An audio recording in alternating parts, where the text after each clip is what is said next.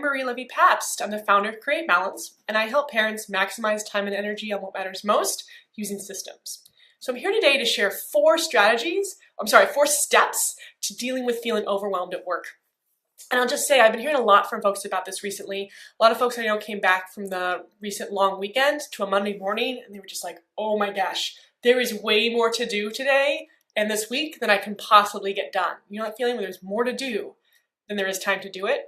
We're going to talk about how to move through that day and how to get through that and still get done what needs to get done really clearly and concisely in 4 steps. So before we start talking about the steps, I want you to go get 2 pieces of paper and 1 writing tool, pen or pencil. All right, give you a moment to do that.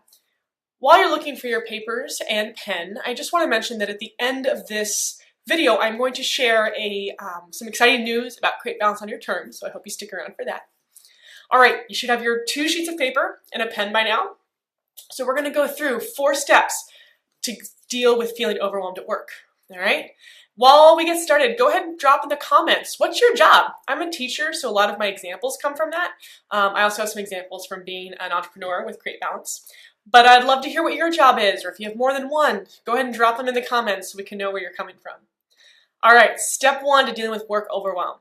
When you start to feel overwhelmed, do a brain dump. That's what we're going to do right now. It's exactly what it sounds like. You're going to take one of those sheets of paper, and I want you to write down everything you can think of that you have to get done at work this week. Everything.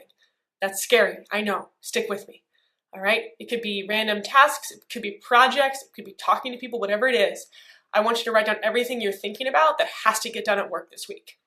If while you're doing this, you start to think about things you have to do at home too, you are welcome to add those to your list. It's really up to you how much you write on your list, but definitely get down everything you can think of that has to happen at work this week. All right, so let's take a minute. Go ahead and just write down everything that has to happen that you're thinking about in your head has to happen at work this week. All right, if you still need more time to write, which you probably do, pause the video and then unpause it when you're ready to keep going. All right, step 1 was the brain dump. Step 2, you're going to name what's important and what's urgent. I want you to go through your list that you just wrote. Focus on tasks and reminders and things you have to do for work.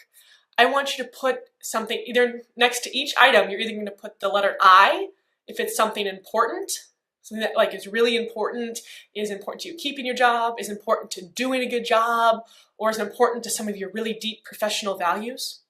I is for important. U is for urgent. Is this something that has to get done, or at least has to get started this week? So that's your criteria. It's urgent if it has to get done this week. So I want you to write either an I or a U. There's going to be some items that have nothing on them. There's going to be some items that have an I and a U. They're both important and urgent. That's fine. Any combination is fine. But go through your list and mark things as either important or urgent or neither. Go ahead and mark down on that list. Okay.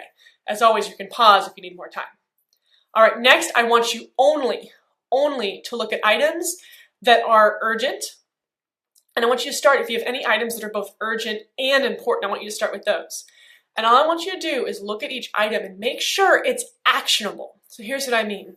If one of your things you have to do at work this week was start a holiday marketing campaign, that's not actionable. That sounds like a huge, big thing. The question then becomes, what's the first step to start a holiday marketing campaign? Is it writing the marketing copy? Is it finding the right image? What is it? What's the first step? So whatever you've marked as urgent or urgent and important, I want you to go through and make sure each one is actionable. For example, with teaching, if I had something like plan final portfolio unit, that's not really actionable. That's such a big project. But what is actionable is to draft the portfolio assignment. That's something I can do. Or to make a list of the parts of the portfolio assignment. That's something I can do. Okay? So go down next, everything you marked as urgent or urgent and important.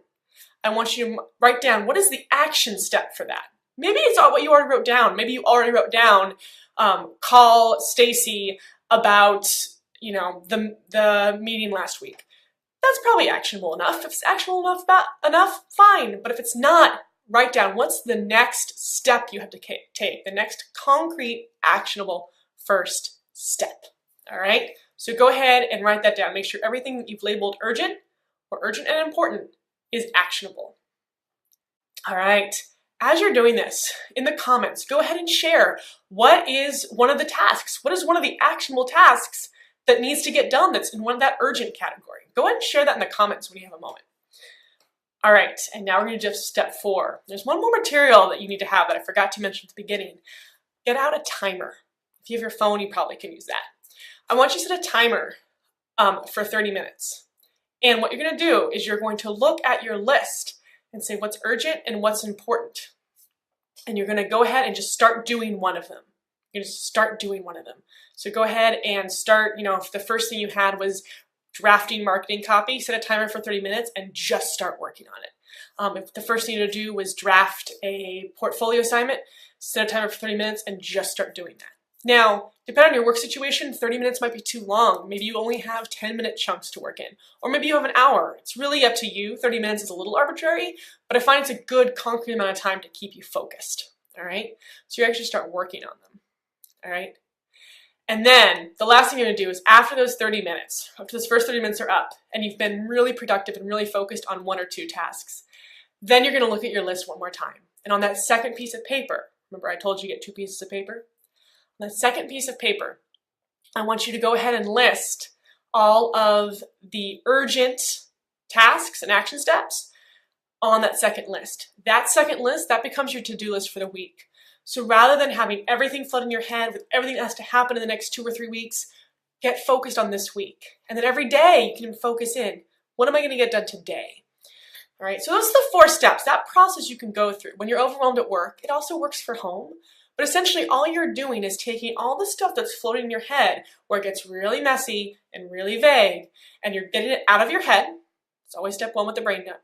And then you're naming it. That's where we name it as important or urgent, and also as an action step instead of a project. You're gonna name it, and then you're gonna do it. And that's where that 30-minute timer comes in, all right? You can go through this process pretty quickly sometimes. You can even just set aside 5 or 10 minutes to dump it all out and just really quickly name it and really quickly make yourself a to-do list for the week or for the day or even for the hour or 30-minute chunk. It's the smaller you can make your to-do list, the more attainable they really are.